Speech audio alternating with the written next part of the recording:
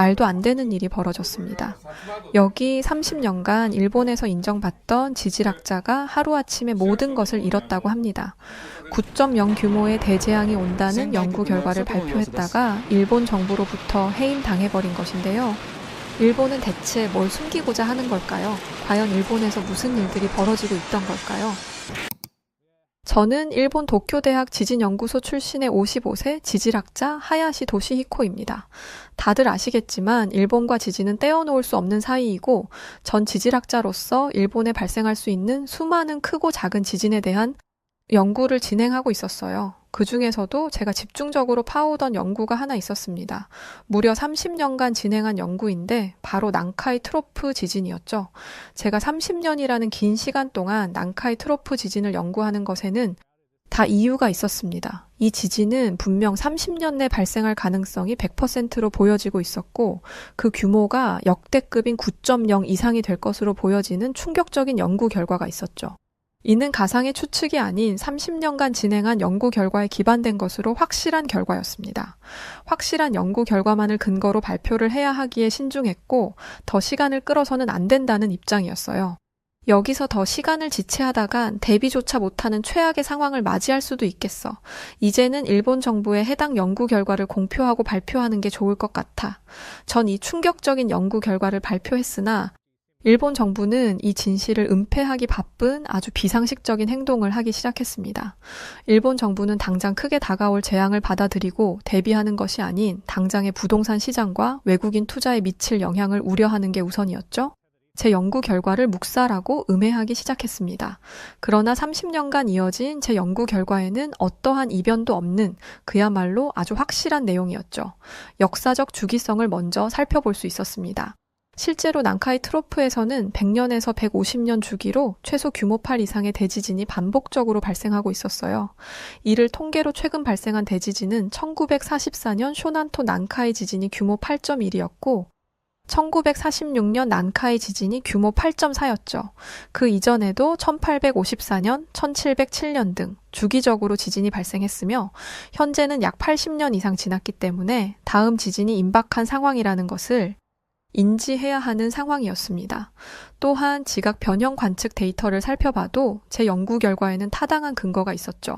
GPS 및 지질 조사 결과 난카이 트로프의 판 경계에서 상당한 에너지가 축적되고 있는 것이 확인되었습니다. 그리고 태평양판이 일본열도 아래로 밀려 들어가는 서브덕션 과정에서 거대한 응력이 쌓이고 있는 것도 확인할 수 있었죠.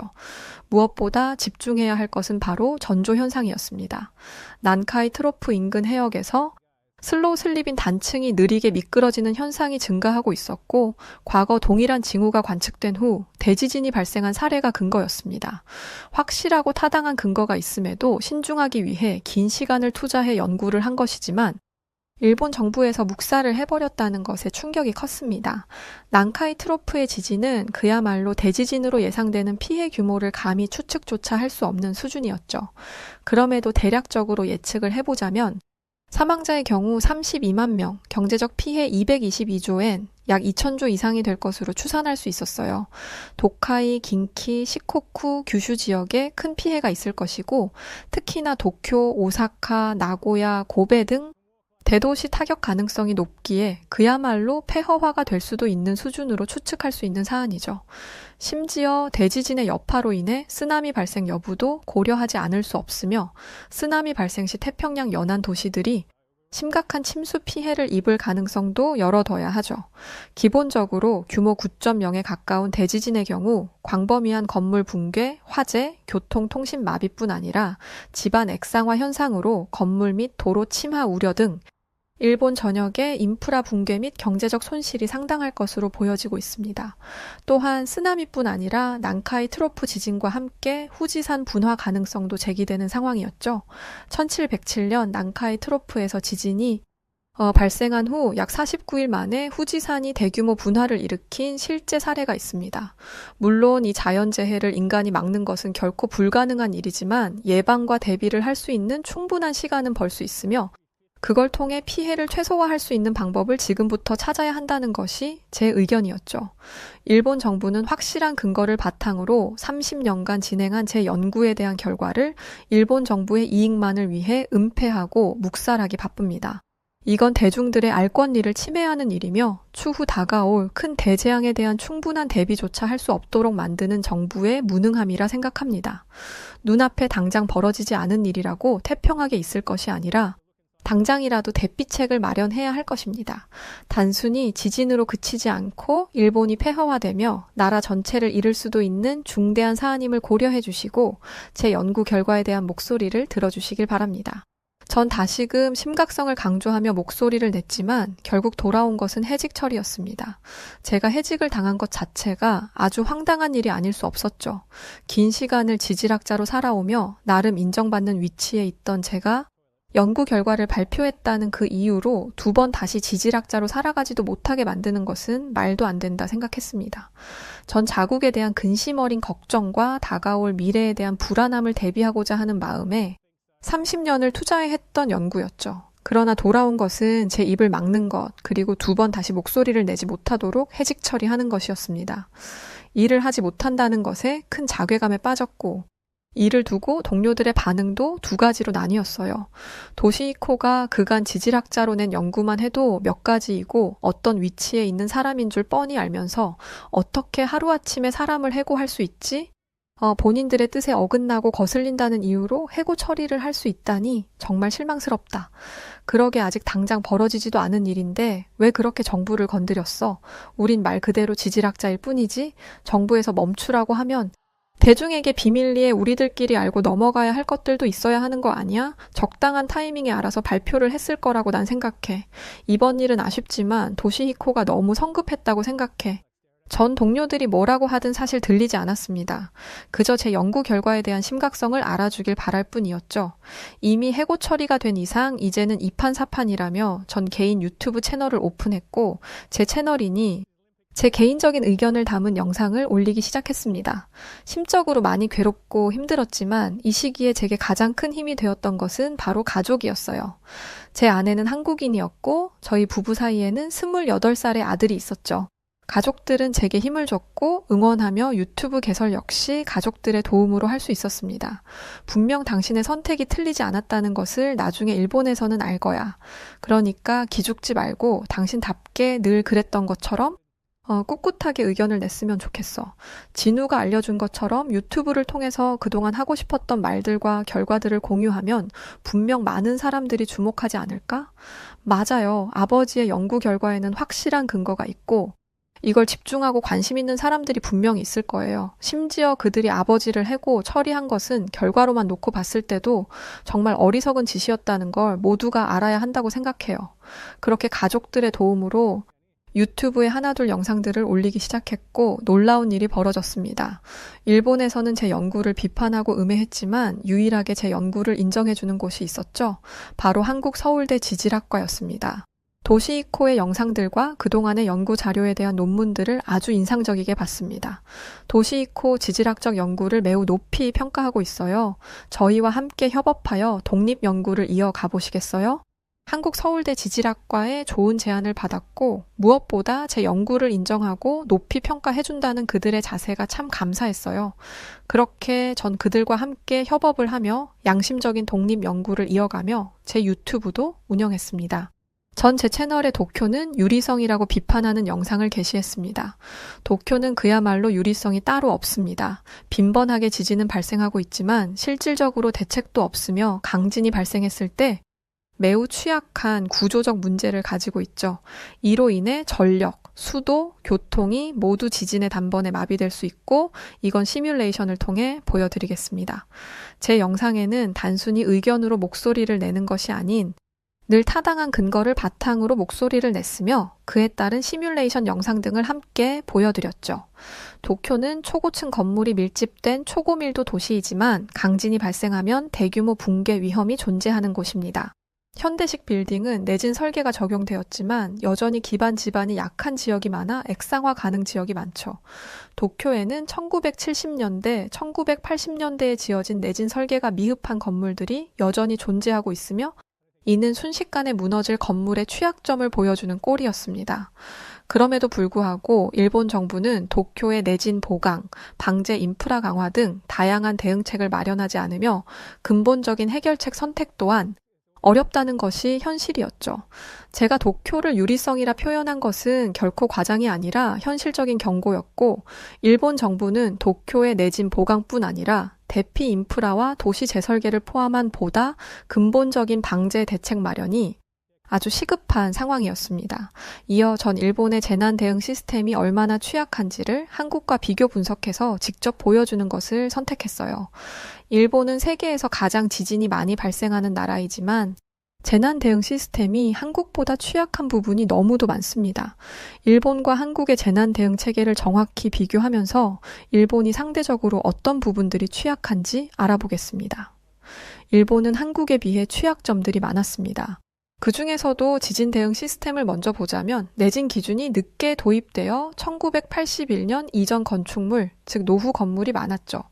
액상화 위험 지역도 많기에 강진 발생 시 도로, 건물 침하 우려를 배제할 수 없고 긴급 경보 시스템이 있으나 2011년 동일본 대지진 때 일부 지역에서는 제대로 작동하지 않았습니다. 그에 비해 한국은 최근 신축 건물 내진 기준이 일본보다 더 엄격해졌다고 했죠.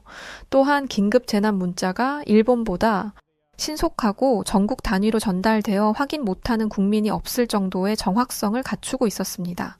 무엇보다 도심 대부분이 안반 지형이라 액상화 위험 자체가 낮았죠. 쓰나미 및 태풍 대응 시스템을 봐도 일본 2011년 동일본 대지진 당시 쓰나미 경보 시스템 지연 및 부실 대응의 이력이 있었고 후쿠시마 원전 사고로 인해 재난 발생 시 원전 관리가 취약하죠. 한국의 강점 중 한반도는 쓰나미 피해가 상대적으로 적고 원전 관리도 철저하다는 것과 태풍 피해 대비 체계가 상대적으로 우수하다는 것이었습니다. 세세하게 들어가면 하나하나 비교할 것이 많지만 큼직하게 가장 중요한 재난이 발생했을 때 정부 대응 속도도 비교를 했습니다. 일본은 재난 대응이 지방자치단체 중심으로 이루어져 중앙정부 대응이 늦은 편이고 2011년 동일본 대지진 당시 정부의 초기 대응이 미흡해 혼란이 발생한 것을 모두 아는 사실이었죠. 또한 구호 물품 및 대피소 운영이 원활하지 않아 이재민 피해가 증가하는 2차 피해도 늘 빈번하게 발생하곤 합니다. 그러나 한국 정부의 대응은 강점이 많았어요. 중앙정부가 재난 발생 시 직접 지휘하여 아주 신속한 대응이 가능하고 국가 재난 대응 시스템이 체계적으로 정리되어 있었죠. 또한 비상시 긴급 구호 물품 지원 속도가 일본과 비교할 수 없는 속도로 빠른 편이었습니다. 결국 일본은 지진이 많아 방제 시스템이 잘 갖춰진 것처럼 아주 보기 좋게 포장을 해뒀지만 현실적인 구조적 문제, 정부 대응 속도, 원전 관리 등에서 한국보다 매우 취약한 상태라는 것이 안타까운 현실입니다. 그럼에도 불구하고 일본 정부는 이를 개선하려 시도하지 않는 것이 더 큰 문제라 생각합니다. 전 지속적으로 현 문제를 연구하고 영상 업로드를 하며 시청자분들께 알릴 것입니다. 그렇게 전 제가 할 수 있는 최선을 다해 연구 결과 및 현재 일본의 문제점들을 적나라하게 제 채널에 올렸어요. 그 와중에 한국 서울대 지질학과와의 협업에도 소홀하지 않았습니다. 더 많은 연구를 위해 한국에 방문을 하게 되었는데 이게 저를 더 넓은 세상으로 인도하는 첫 걸음이 되었어요. 한국을 방문한 후 저는 서울의 최첨단 방제 시스템에 매우 감탄을 했습니다. 한국은 대단한 IT 강국이라는 이름에 걸맞게 최첨단 IT 기술과 빅데이터를 활용한 스마트 재난 관리 시스템을 응용해 아주 스마트한 방제 시스템을 구축하고 있었죠. 이를 통해 재난 대응 능력을 지속적으로 향상시키고 있었습니다. 특히나 지진, 홍수, 미세먼지 등 다양한 재난을 실시간으로 감시하고 대응하는 체계를 갖추고 있어 일본과 비교할 수 없는 수준의 강력한 시스템에 감탄했어요. 서울은 스마트 기술을 적극적으로 활용한 방제 시스템을 운영 중에 있었습니다. 로트 기반 재난 감지 센서를 주요 건물, 다리, 터널 등에 설치하여 지진, 홍수, 화재 등을 조기에 감지할 수 있었고 AI 빅데이터 분석을 통해 기상 정보와 CCTV 데이터를 분석해 재난 예측 및 대응에 최적화된 모습이었죠. 또한 드론과 로봇을 활용해 화재, 홍수, 붕괴 위험 지역을 실시간으로 모니터링하고 디지털 트윈 기술로 가상 도시 모델을 만들어 재난 시뮬레이션 및 대피 경로를 파악하고 있었습니다. 끝으로 5G 기반 긴급 통신망을 구축해 재난 시에도 신속한 정보 전달과 긴급 구조 활동이 가능하도록 시스템이 구축되어 있었어요. 이 외에도 홍수 태풍 대비 스마트 방제 시스템, 화재 대기오염 대응 시스템 등 각각 세부적으로 다양한 시스템들이 있었습니다. 가장 놀라운 것은 상황 발생 시 전 국민에게 1초 내에 긴급 재난 문자를 발송하는 초고속 재난 경보 시스템을 운영하고 있다는 것이었죠. 서울은 그야말로 미래 도시라 해도 과언이 아닌 수준이네요. 스마트 방제 도시라니 상상도 못 해봤습니다. IT 기술과 빅데이터를 결합하여 최첨단 재난 대응 시스템을 이렇게 구축해뒀다니 발전하는 시대에 알맞은 변화를 하고 있는 유일한 국가라고 할 수 있네요. 제가 일본 정부에 바라는 것은 정말 이 정도도 아니라 인정하고 대비하는 것이었는데 한국은 정말 대단하네요.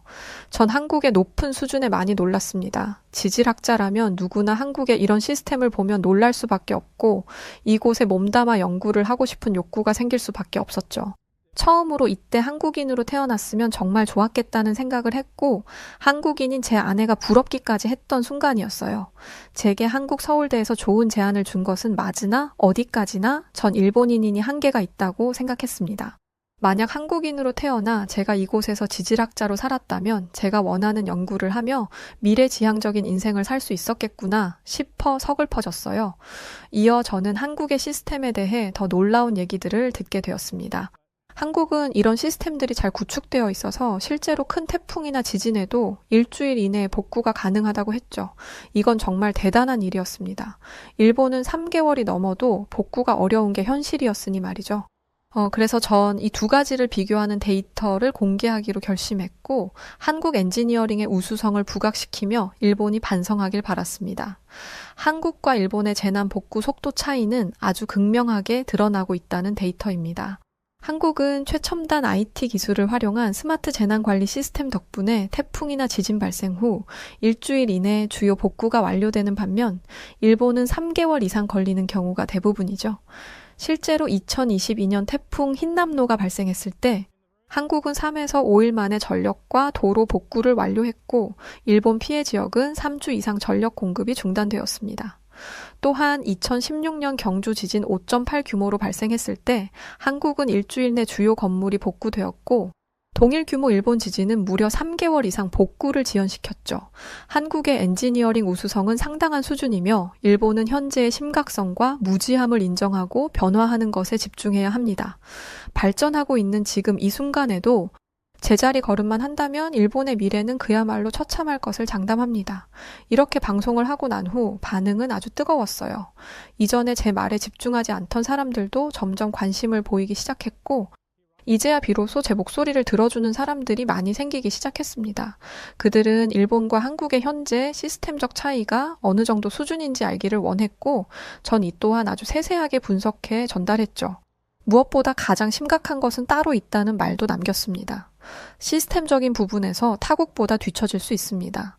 다만 일본의 가장 큰 문제는 현재의 문제와 다가올 문제를 인정하지 않고 그저 회피하고 있다는 것이죠. 그렇다고 일이 벌어진 후 뒷수습을 제대로 하느냐? 그것도 아닙니다. 예비, 대응, 해결 이 셋 중 어느 것 하나도 똑바로 하지 못하고 있다는 것이 가장 큰 문제라는 것을 꼭 알아주시길 바랍니다. 줄곧 강조했던 난카이 트로프 대지진의 심각성 또한 꼭 주목해 주시길 바랍니다.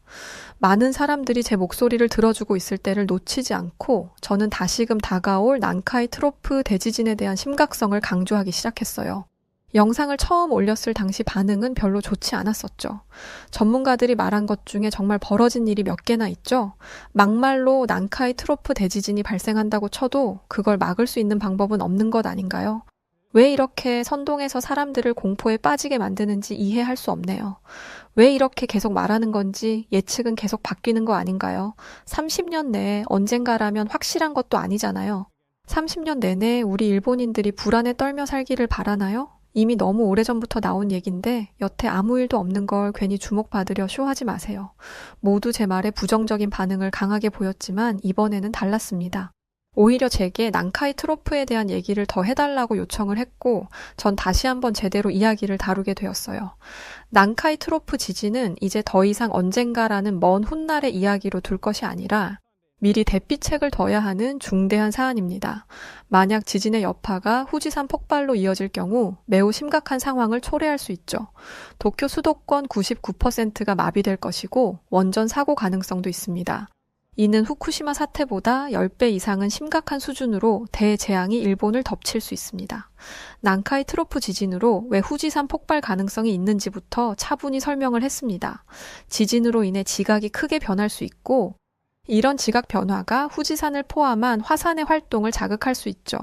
결국 지진의 충격이 화산 내부의 마그마 통로에 영향을 미쳐 폭발을 일으킬 가능성이 있는 것입니다. 또한 후지산은 활화산으로 수백 년간 폭발이 없었으나 여전히 폭발할 위험이 존재하는 화산이죠. 최근 연구에 따르면 후지산 내부의 마그마 활동은 지금도 활발하게 이루어지고 있다고 밝혀졌어요. 한마디로 이런 후지산이 폭발한다면 화산재와 화염은 주변 지역을 완전히 뒤덮을 것이고 대기 오염뿐 아니라 기후 변화를 일으킬 가능성도 높습니다. 이로 인해 농업, 물자 공급, 인간 건강 등에 치명타를 줄 수 있죠. 더불어 후지산의 폭발이 해저 화산 활동과 연결될 경우 쓰나미를 발생시킬 것이고 상상할 수 없는 수준의 피해가 일본을 덮치겠죠. 전 이어 더 큰 문제는 지적했습니다.